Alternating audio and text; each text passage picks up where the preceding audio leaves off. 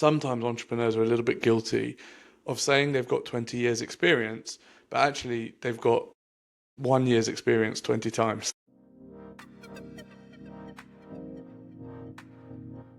Welcome to Build a Business Worth Buying, the podcast where seasoned entrepreneurs, M&A experts, and world-class operators share behind-the-scenes stories of building, scaling, and selling remarkable businesses. I'm your host, Aaron Alpier, and every week I sit down with people shaping the world of acquisitions, founders who've cashed out, buyers with bold strategies, and advisors who help make deals happen. This is not a podcast for beginners. It's for those who know the grind and want actionable insights to make their next big move. Get ready to take notes, rethink your strategy, and hear untold stories of what it takes to build a business worth buying. So grateful that you chose to spend some of your time with us today. We talk a lot about mergers, acquisitions, those sorts of things on this podcast. And I think that most founders spend years trying to grow their revenue, improve margins, increase EBIT, because that's how they've been taught how businesses become more valuable. And yet when the acquisition process begins, buyers are usually asking a different set of questions. They're not simply measuring historical performance. They're really trying to understand how much risk they're about to inherit. And our guest today has spent his career helping founders bridge that gap. So Saul Cohen is our guest today. He's an acquisitions advisor, chartered accountant, and founder of the Expert Eye, a UK-based advisory firm that helps founder-led businesses prepare for acquisitions, improve enterprise value, and navigate successful exits. After beginning his career with PwC, Saul shifted his focus toward entrepreneurs, and he has advised more than 100 acquisitions. This is what I saw, 100 acquisitions, amazing. And he's worked alongside business owners to transform financial reporting from a compliance exercise into a strategic tool for creating value. And so Saul's work really sits at this intersection between accounting, operational improvement, M&A, and just generally helping founders understand not just what their numbers say, but what buyers are going to infer from those records. And so I think why I wanted to have Saul on the podcast was he's got a very interesting perspective. He doesn't view financial statements as a record of the past, but he views them as one of the primary ways that a buyer will evaluate the future. It's every inconsistency, customer concentration issue, every gap in reporting, all those things you normally look at and talk about can boil down to a ultimate risk narrative that impacts the valuation conversation. And so today we're going to pull back the curtain, talk about how sophisticated buyers actually think. And Saul, thank you so much for being on Build a Business Worth Buying. Thank you so much for having me on. Yeah, of course. Did I leave anything out in your introduction that you want to start with? I mean, how did you end up in this space? I was at PwC. Well, I actually started my own business when I was at uni. Sold that business. That was an interesting journey in of itself. It was a really small thing. It was nothing like major, but that was sort of my first sort of step into entrepreneurship, which I loved. And it taught me that I had a lot to learn, which I think is it's a good thing to learn in your early 20s. So I went and took a job at PwC. I really wanted to work with entrepreneurs. I wanted to sort of be a consultant for as many entrepreneurs as I could. And yeah, I loved the work that we did there. It was incredible. We added so much value. I was in our risk assurance team, so we looked at all different types of risk, financial and otherwise. And our engagements were so varied. We had so many different types of stuff. It was really cool. I loved it. The one thing for me that I felt was missing was I really wanted to be working directly with entrepreneurs. And at that size, I was working with corporate bodies, big stakeholders, maybe the board, whoever it was, and we were reporting to them and not directly for the CEO. And that disconnect, I think, just that was what triggered inside for me. And I was like, I need to get out and work directly with owner operators, so that I can give them some of that value. And so I essentially set up my firm at that point. I did take a sort of contract role to sort of bridge the gap financially while I was setting up the firm. But yeah, set up the firm. And because of the fact that I looked at risk differently, I was asked to get involved on acquisitions a number of times, and very quickly fell into it being a specialism. And yeah, we're actually at over 150 now. So We've been involved in a lot. Me and a couple of partners are in the process of launching a private equity fund so that we can start making, well, I want to make my own deals now, right? I've done it enough for other people. I've seen the same pattern of mistakes play out, which are really interesting on the acquisition side. I've seen what makes really good exits. So I think at this point, I can only learn now by doing it. So yeah, that's going to be an interesting journey. 150 deals is pretty good. So that's congratulations. I'd love to dig into more of that pattern recognition. I mean, what are some of the things that just pop out after 150 deals where you're like, you know what? Every time I see this, like I know this is going to be good, or it's like, oh, no. From an acquisition point of view, I think it's two things. It's either cash flow or it's the profile of the acquirer. So really difficult to tell someone who's looking to make a buy a business or make an investment that could be the reason that the deal goes sour. But nonetheless, that's true. It's either because they haven't done enough planning, or they've got too much of an ego to see what they're doing wrong, and they're so headstrong. They know exactly what they want to do. They've got this direction, and they just won't listen to reason one way or another. And then that links into the other one, which is cash flow. And ultimately, everything that goes wrong in an acquisition is one of those two things. Assuming the acquisition actually gets done, it's one of those two things. I actually, after doing this many acquisitions, I think that the thing that most people miss more than anything else is acquisitions like B2B sales is more about the people and the relationship between two people than it is about the numbers. Obviously, the numbers are massively important. I'm not at all discounting that, but everything that goes around what happened, the actual deal itself, having those conversations, if the deal's right for you, the cultural fit, it's all about managing emotion and managing teams. That's really interesting. When you mentioned kind of why a deal may or may not go through, of course, like everybody comes back to the cash flow, the EBIT, and those sorts of things. You mentioned about the acquirer's profile. What is it about that? Can you say more about why that would have a determination on if the deal gets done or not? Yeah, I mean, I think that the problem is you've got generally you've got two types of people, right? You've got people who are very risk averse. They like their own circle, and when they do make decisions, everything has to be right and box ticked and whatever and perfect, right? Those people can't make acquisitions because nothing's ever going to be perfect and nothing's ever going to be box ticked, right? At some point, you have to make a call and say, we're just not going to know everything. We know enough. We've made a call. And, that's what the risk is in an acquisition. That's where you're getting paid on the multiple, right? You're taking a slight risk. Hopefully it's slight because you've done due diligence, but you're still going to take some element of risk. And then you've got the other side of people, right? And the people who are really headstrong, they're creative people by nature. They're often a little bit impatient. They may be a little bit salesy. They love relationships, talking to people. Problem is that those guys can often miss the blind side. They don't look at the risks, and they overestimate their ability to execute. And the problem is that in an acquisition, when you're overestimating your ability to execute, if you overestimate your ability as a leader, your position, the business very quickly catches up to you. And if you think that you're capable of managing a £10 million or $10 million business, for example, or a $20 million business, and all you've ever done is run a £2 million business or $2 million business, and you've never actually seen anything above, well, the game's different at that size. You don't know what you're doing. And if you at the bare minimum, even if you're capable of executing at that level, you're going to need people around you who can advise you, who you will listen to. And I think quite often we fall into this trap of, well, there's two, I think, really crucial things to be aware of. The first is we don't know what we don't know. And I say this all the time. It's like the reason why we educate ourselves isn't necessarily to become an expert.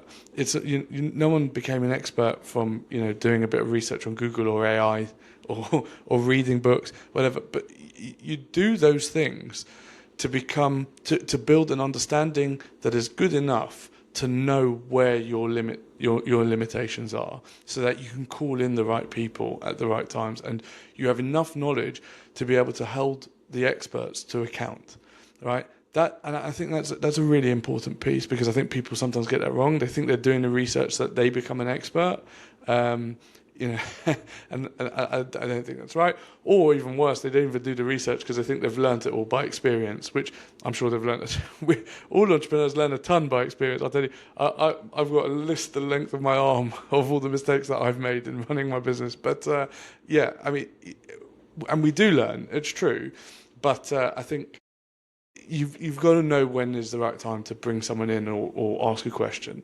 I think the other thing is that sometimes entrepreneurs are a little bit guilty of saying they've got 20 years experience, but actually they've got 1 year's experience 20 times. Um, the hallmark of knowing whether you which camp you're in is, do you stop and reflect on a regular basis and measure, how have I done and how am I going to improve in the next sprint? And if you're not doing that, I guarantee you, it might have looked slightly different. You might have played with different things. You might have even grown your business, but you don't have 20 years experience. You've got the same year 20 times. Yeah, if they're being honest themselves, probably fall somewhere in the middle, right? Yeah. Where maybe I've got 2 years of experience 10 times or things like that.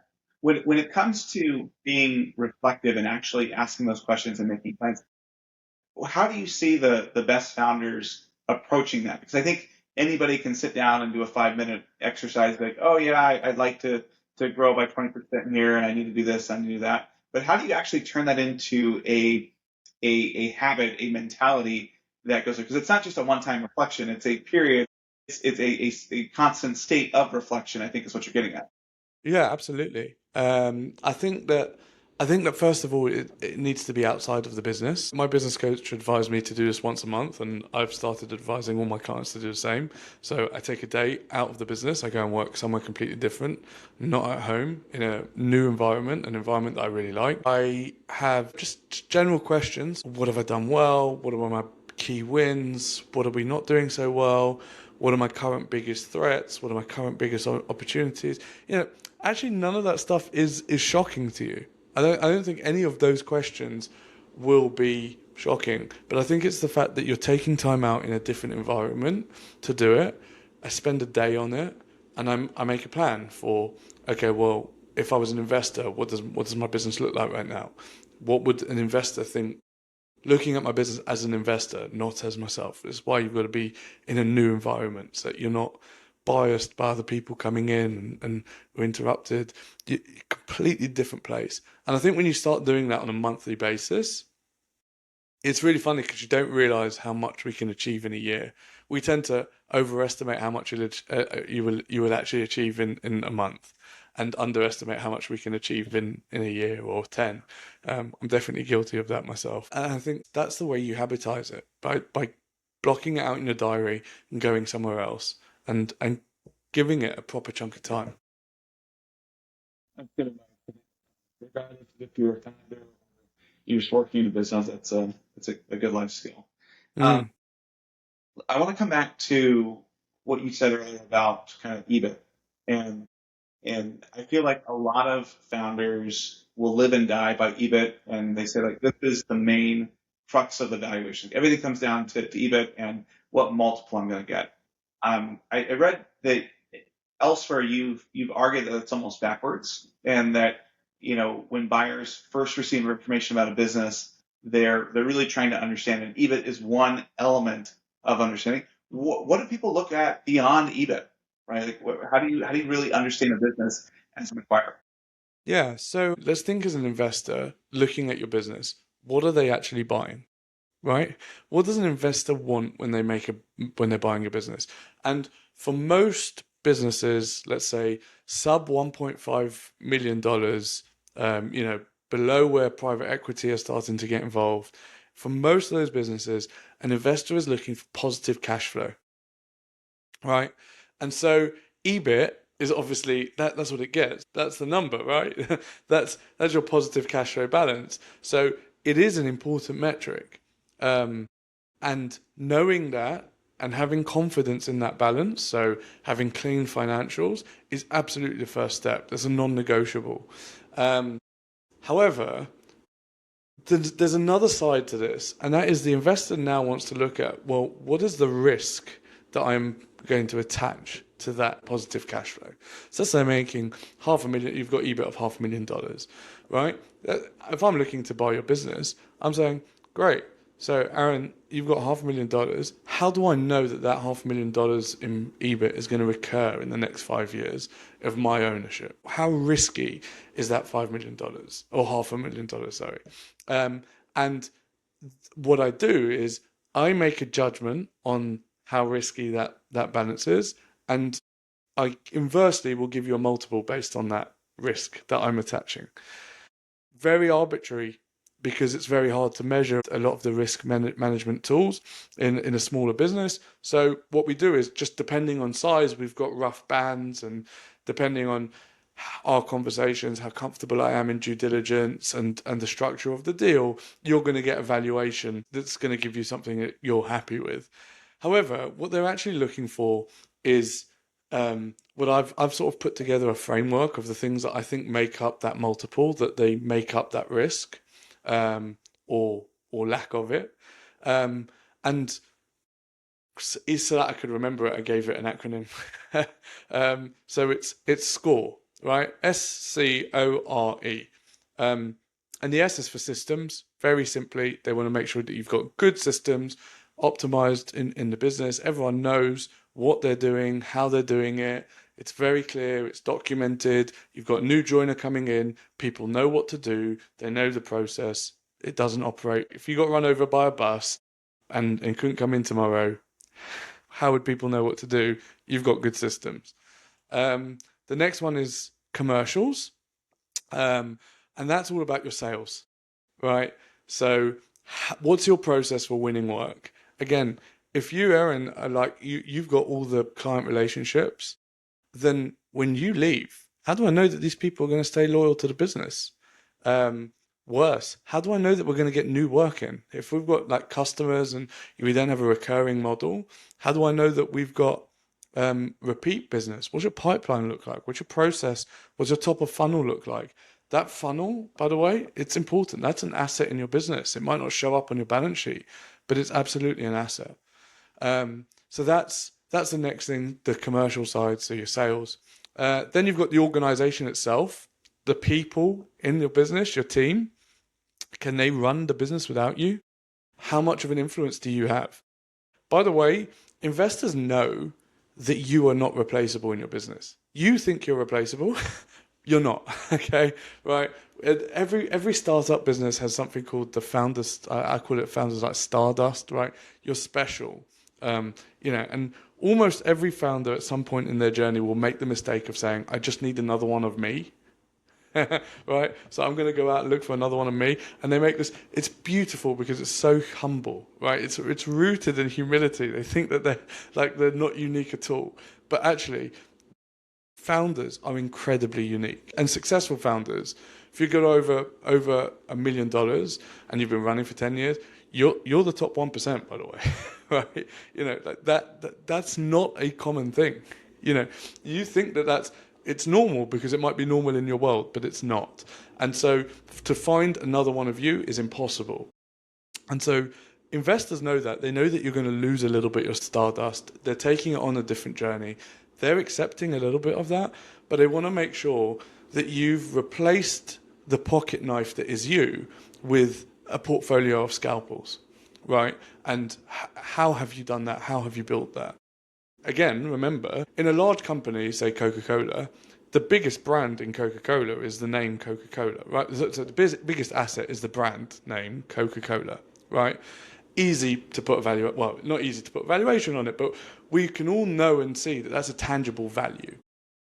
In a small business, and I mean this with absolute no disrespect to any business, your brand is not Coca-Cola.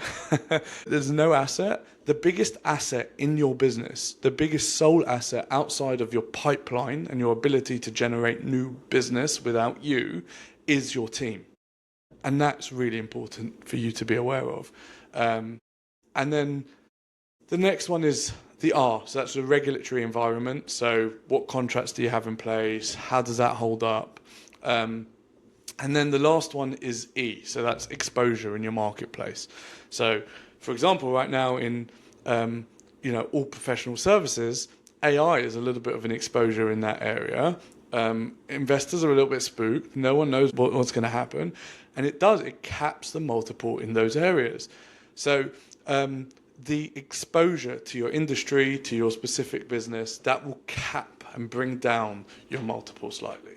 And each of those have a different weighting that we've sort of hypothesized. We're getting it tested at the moment, but that's what we've come up with, that framework. And in our experience, it tends to pretty much account for the multiple that a business gets given. Yeah, that is an excellent framework. So kudos to you guys for coming up with that. I mean, it definitely makes sense to me. Sometimes I feel like people treat multiples as like a sacred text, right? Where they're infallible, they're immutable, and people are like, well, the multiple for this kind of business is 2.5 or 1.5 or 10 or whatever it's going to be. And I like how you kind of walked through and said, no, you've actually got to come up with your own multiple, and there are up elevators and down elevators and things that you're looking at. Do you have an example you can share of a deal where maybe the EBIT looked good? The numbers look good on paper, everything was going right. But as they dug into that, whether it was exposure that was coming out in the score model or other things, it ended up going off the rails and not being nearly as attractive. Absolutely. So my favorite one of those is it's actually the one that prompted me to realize that there's assets that don't turn up in any sort of financial model in a business. It was before I read a fantastic book called 24 Assets, by the way. I love that. That's a good one. Yeah, it's a great book. But before I read that book, I was supporting really impressive woman, credible entrepreneur, and she'd run and scaled several businesses really successfully. She was making an acquisition. We were doing the due diligence, and I rang her up. I won't say her name because it's confidentiality and all that. But I rang her up and I'm like, hey, by the way, like business is fantastic. Like, been through diligence. It looks like you've got a really great deal here. The pipeline looks good. The forward forecasts look great. The financials all stack up. The cash is coming in. Cash flow is really positive. We're all good. There's a couple of niggly things. There's always a couple of niggly things.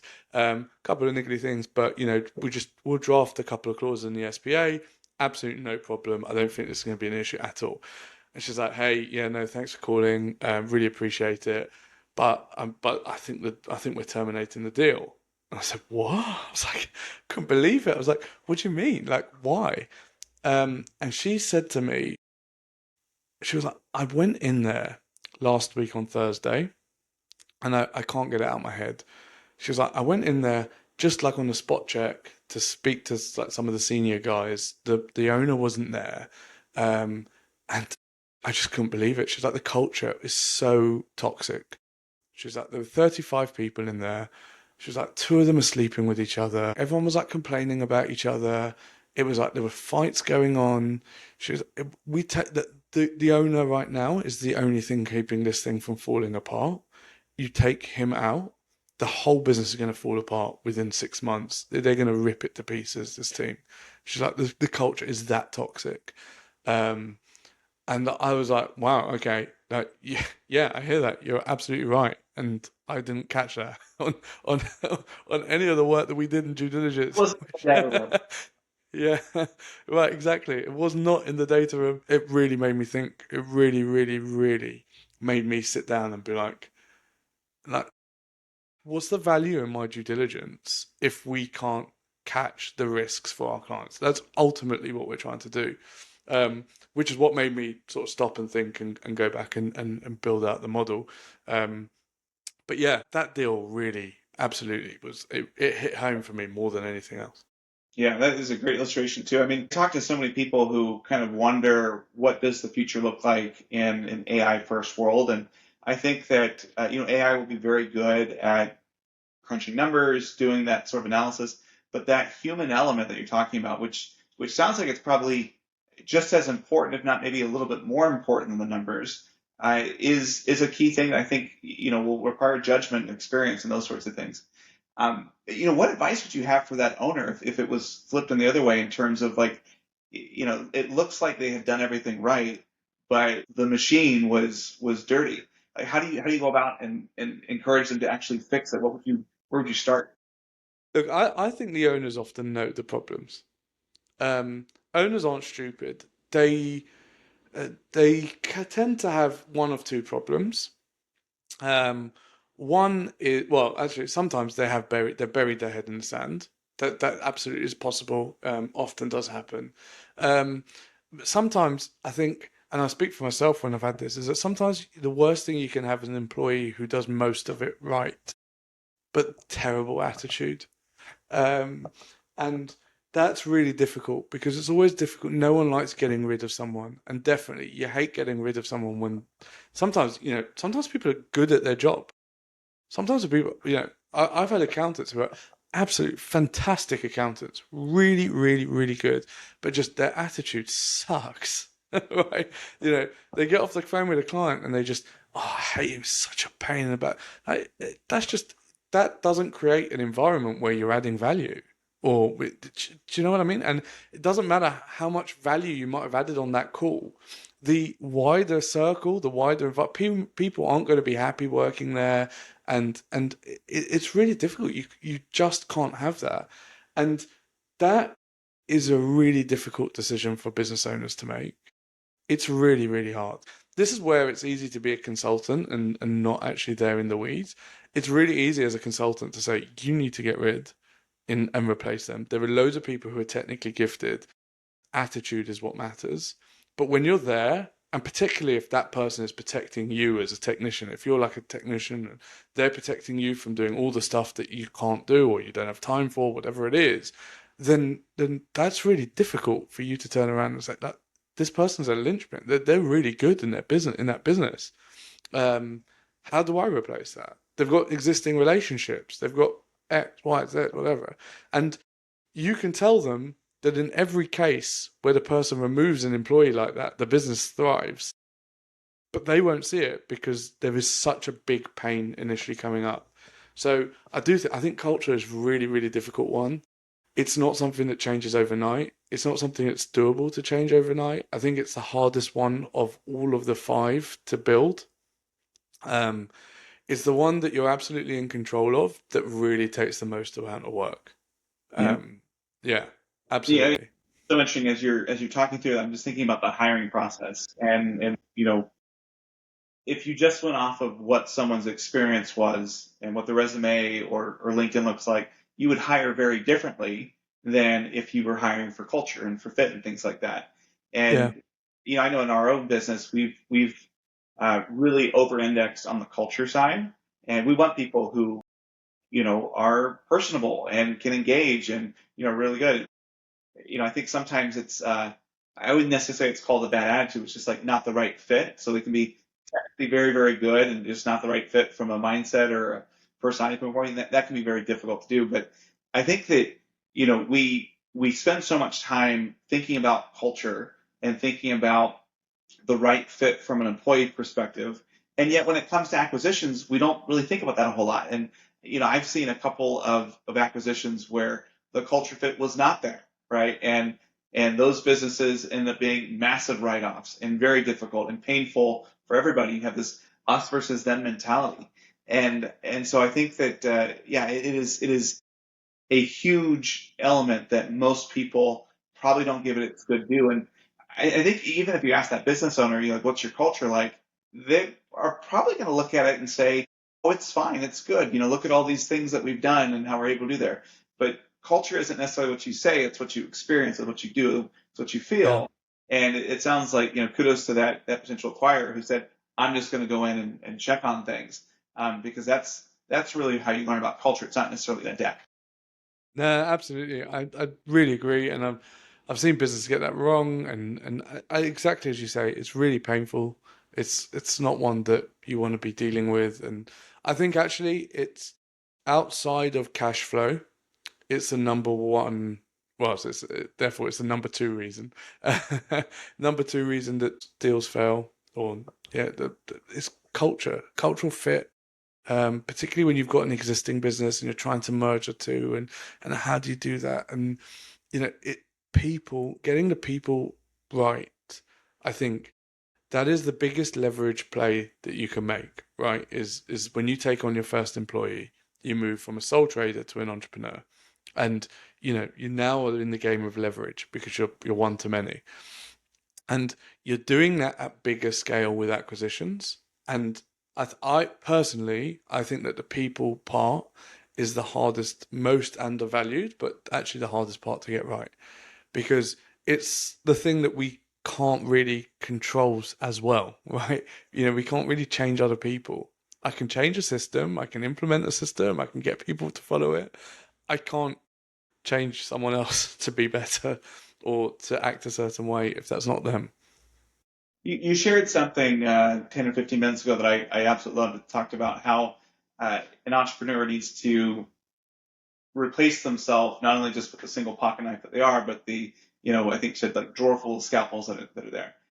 What have you seen be the best way to approach that? Because I think that hiring piece is so hard, especially when you're a young, kind of growing, aspiring business, because there's potentially a cost element here where it's like the people who would be really good, you're like, okay, can I afford them, right? Like you're raising your fixed costs, which again hurts the cash flow, and therefore, but are they better people? Are they able to do this thing? So how do you help someone think about going from a single pocket knife to a drawer full of scalpels?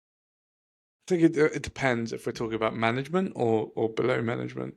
Um, I think generally in your team, um, if you think about someone who's running a warehouse, manufacturing facility, they can't be doing every area of that job, but they need to make sure that the person who is the floor manager absolutely has been higher up the mountain.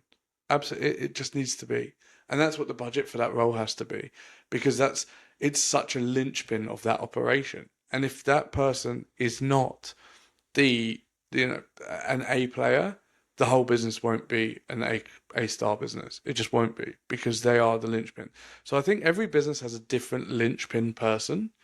Um, and that's the one you go for first. And you say, right, this is the most crucial person hire that we need to get right. Let's get that person in first, and then we build out below them. In my business, like I'll tell you personally, I started out trying to employ a bunch of juniors to do work, and then obviously forgot how hard it is to actually coach people because I came from PwC where that just sort of happened, and right, and then I realized I had to do it the other way around. And it is, yeah, sure, you make less profit, but you deliver a much better quality service when you go in and you get really good technical people who've then got other people below them who, you know, they've got the right attitude, and so the right attitude gets learnt by the others in the business, and it sort of it builds by osmosis. Um, I think it's just one at a time, one area at a time. You always have to be thinking about what's going to move the needle the most for me right now. What hire is it that's going to change me what right now? And by the way, the lucky thing for most small businesses when they're thinking about budget is the thing that will probably free them up the most, that will probably take them to the next level more than anything else, is an admin assistant. And getting a good admin assistant is relatively much cheaper than hiring a CFO, right? And so it sometimes you're right, the budget can be a constraint, but I don't think it needs to be as much as it is. The other thing that I would also say is obviously it depends at what stage of your business you're at.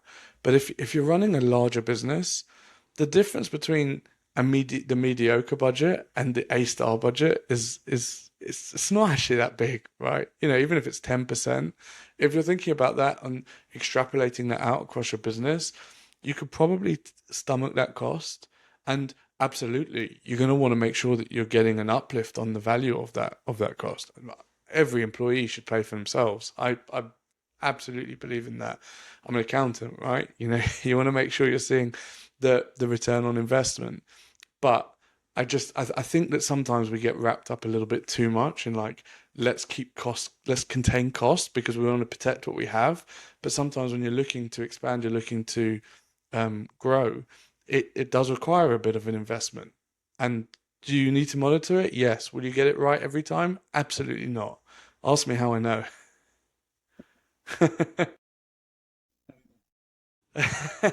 Because I've cocked it up more than anyone else. Yeah.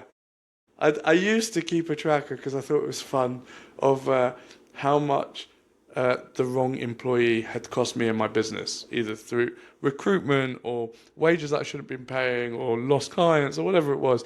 And then it got so big, it got really depressing. They're like, oh man, if I had known what I know now, I could have avoided all those things. But I kind of joke around with our team that every now and then you'll have something that costs money, and you're paying tuition, right? And it's up to you to determine if you are going to learn the lesson or you're going to repeat it. And so there's no avoiding it when these things happen. You are paying tuition. It's just, are you going to go class or not? And so Absolutely. I think it makes sense. You know, so much of what we talked about so far is just like the binary. Does the deal happen? Does the deal not happen? But there's this whole element in between just around discounts and, you know, how someone feels about a multiple they're willing to put forward and things like that.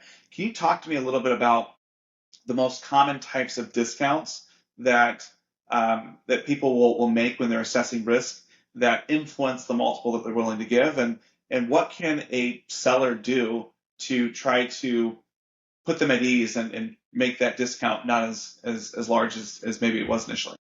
Yeah, okay. I think it's very rare that, in fact, it's incredibly rare that I've had, in fact, in 150, I've had two times where we've had this, that I send a report and I say, the deal is so bad, you cannot buy this business. Twice. I've done it twice. And both times were because I felt like the quality of accounting report records was so poor that there was something that they're hiding something and we can't tell you what it is. I cannot even get to the bottom of it to assess any risk, right? So, we're trying or whatever it is, but we've got such a big concern over what's going on. It might be, something is fraudulent, and it might be that the business is absolutely fine, but whatever it is, we can't measure it, and so do not buy this business. Um, every other time, every other time that we have found an issue, it's been a negotiation point for the buyer to get a discount on the business. Um, and that is so varied. It can be literally, you've got three customers here, right? Three customers account for 70% of the business. We think that you need to discount the multiple because that's a really high risk, or you want to change the terms of the deal because, maybe put a contingent fee in so that if one of those go, then you don't have to pay so much. It could be on the sales process, that the sales will rely on one or two people, and if they leave, then they'll take a bunch of clients with them. It's any of those score areas will create a risk, and that risk will give you an opportunity for the buyer to renegotiate the business at purchase. And ultimately, when you're presenting it to a seller of a business and you present it to them really clearly in black and white, like, look, this X, Y, and Z people, they're the key linchpins in your business. If they go, neither you or I are in control of them staying, right?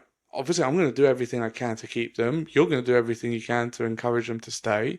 I'm going to give them this such and such package. This is what I'm going to do. But if they leave, the business falls apart. A seller's got their hands tied behind their back. They can't do anything but say, yeah, you're right. It's actually a really difficult position for the seller to be in. And unfortunately, most sellers don't come to prepare their business for exit at all until they're actually selling the business, which is always too late. Um, so I think that is a bit of a problem. The only thing that the seller has at their disposal at that point is the terms of the deal, right? And so you can be flexible on terms or you can be flexible on value. And if you want all the money up front, that's fine, but you're probably going to get much lower value. And if you can be more flexible on terms, then you're going to get higher value because it's now less risky for the acquirer. They can fund it out of the future profits. If you're willing to do a contingent fee, so like I said, in the case of a client falling off, then that's fine, right? I'm not bearing the risk. You're willing to share the risk with me. So I'm happy to maintain the valuation as is because I'm happy to pay for the business if the business is what we agreed it was.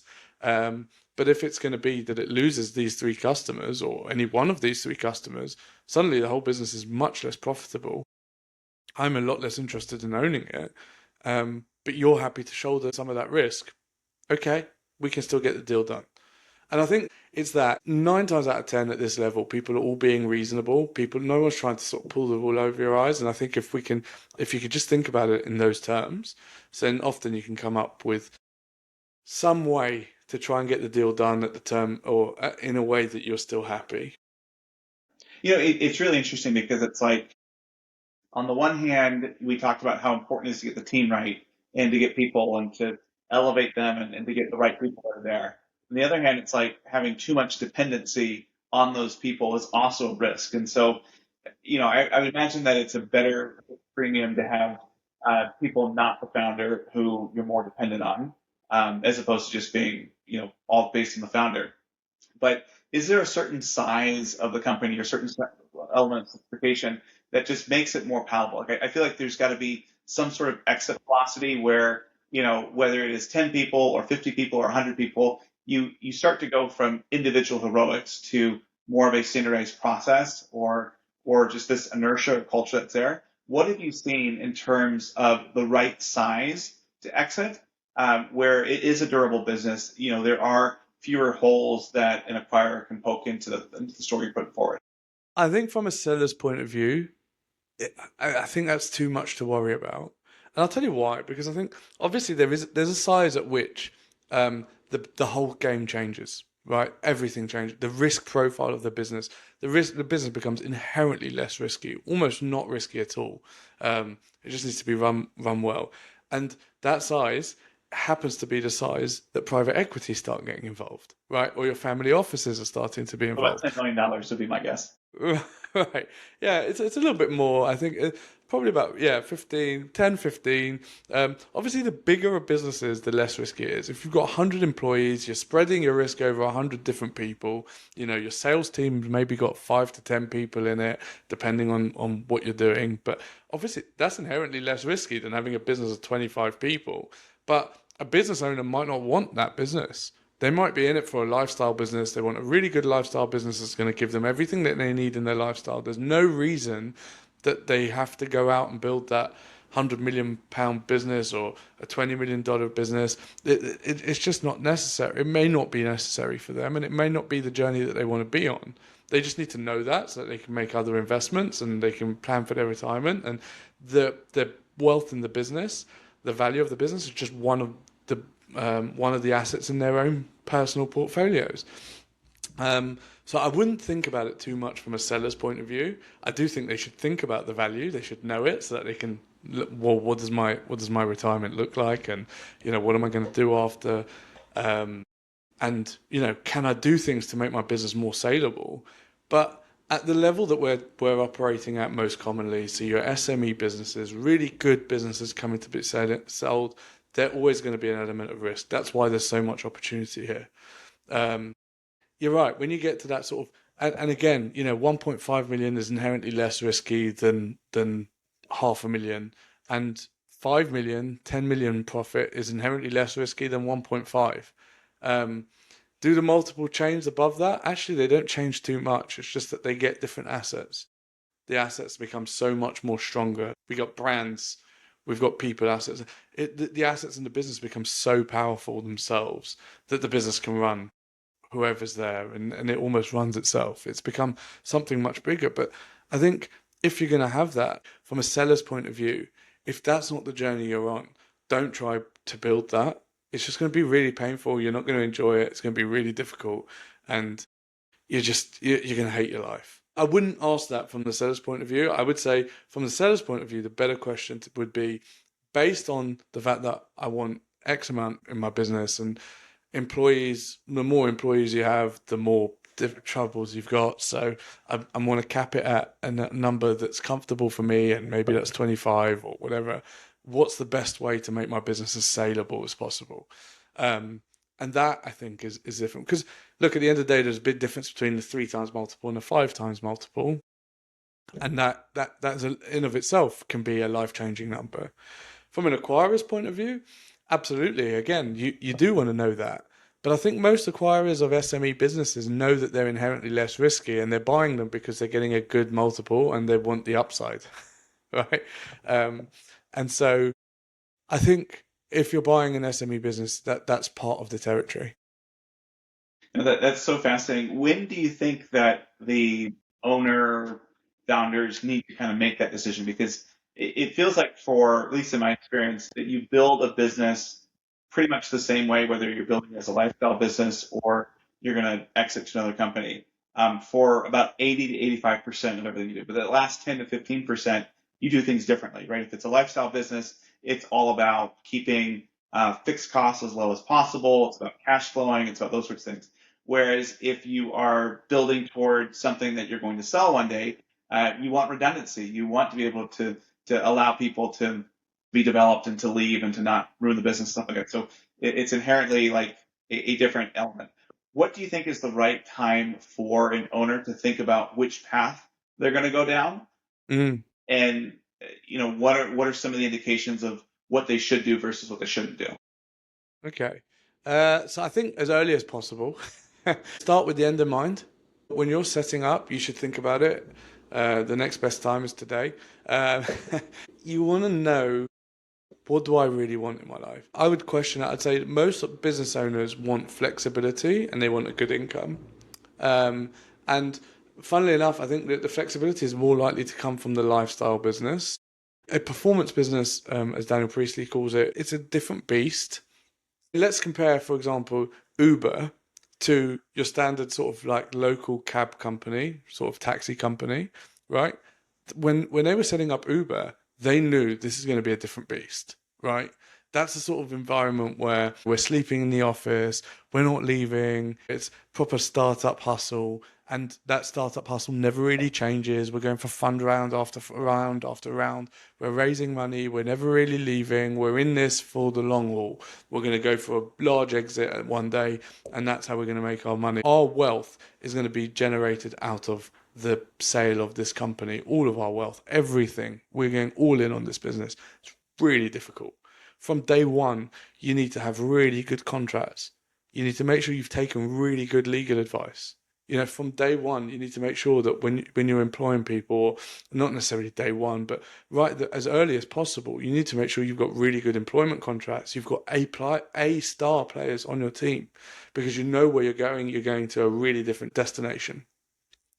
I think most businesses, probably 90% of businesses, probably 95, actually, or business owners want a lifestyle business.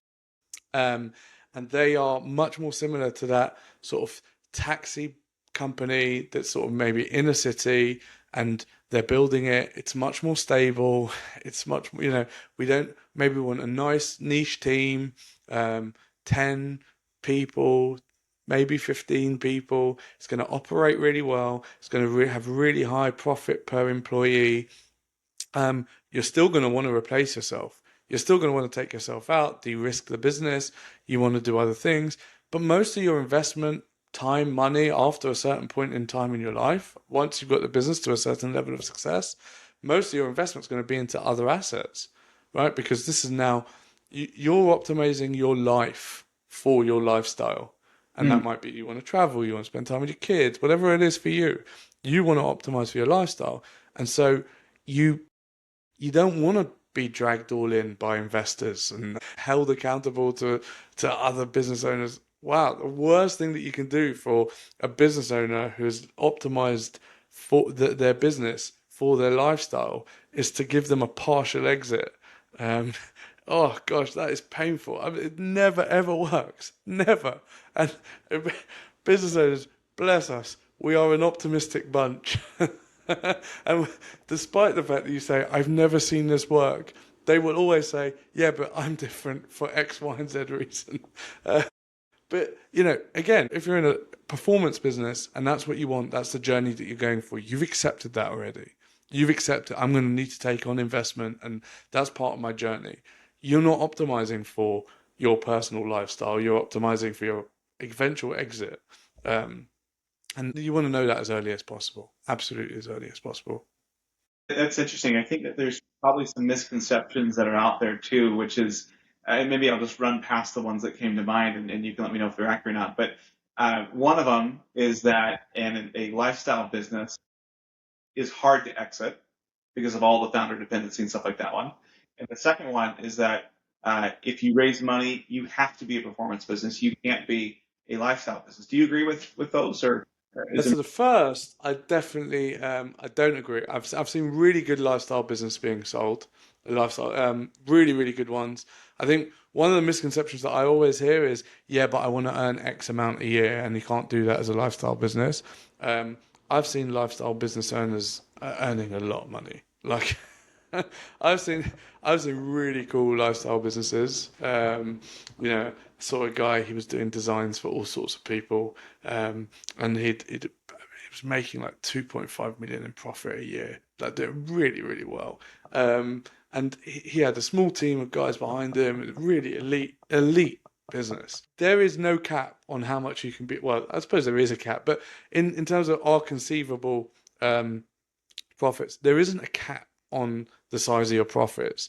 There probably is a cap on the size of your team because you don't want to be in a point where your team gets so big it gets hard to manage, and then it gets quite difficult. You don't want to be in that environment. That's when you sort of get dragged in. Um, so yeah, particularly now with AI, that they're waiting for the first unicorn with one employee. Yeah. I don't think we're that far off. You can do tremendous amount with a small team, and I think that's so I think that's a huge misconception. Remind me the second one. What was the second one? If you take on investment, you have to be performance. Uh, I think it really depends on the type of investor that you're bringing in. If you take on institutional investment, then absolutely, I disagree. I think you do have to be a performance business to take on institutional investment. I think by the fact that you're taking on institutional investment, you have become a performance business. That is true. If you're taking on like small loan from maybe someone who backs you or someone who believes in your journey, or maybe you've got someone in your network who is like, what, I really love what you're doing. I'd love to be involved in a little bit way. Maybe I'll be a non-executive and I'll give you some money to support you on getting there a little bit quicker and give you money to build your team up. Then you can have it as a lifestyle business. But I really think it depends on the investor and the relationship with the investor. Well, this has been so fun. Thank you so much for joining and for sharing your framework, your wisdom, your experience here. If there were a couple of beliefs that founders have about valuation that you hoped would disappear forever, what would you share in terms of close us out? So I think the most important one is that I think act on fact rather than on what your friends down the pub or have told you. Um, yeah, I'm not sure what the American equivalent would be, but yeah, I think you get the gist.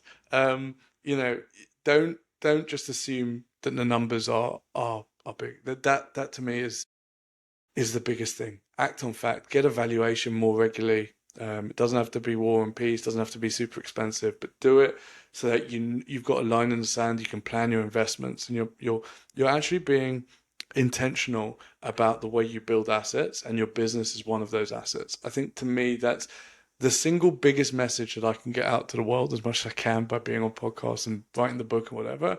Like that's a message that I want to get out there. Just act on fact.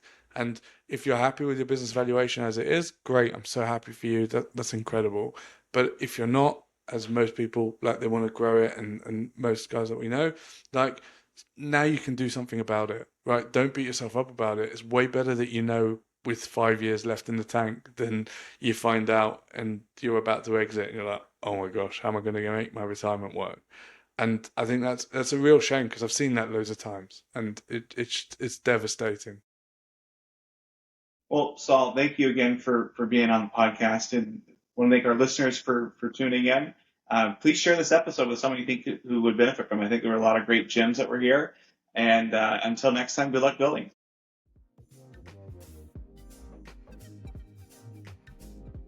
Thanks for joining me on Build a Business Worth Buying, brought to you by ISBA Consulting. I hope today's conversation gave you real insights into scaling smarter, selling better, and thinking like a strategic operator. you found value in this episode, make sure to subscribe, leave a review, and share it with someone who's building their own sellable business. Until next time, remember, the real win isn't just building a business, it's building one worth buying.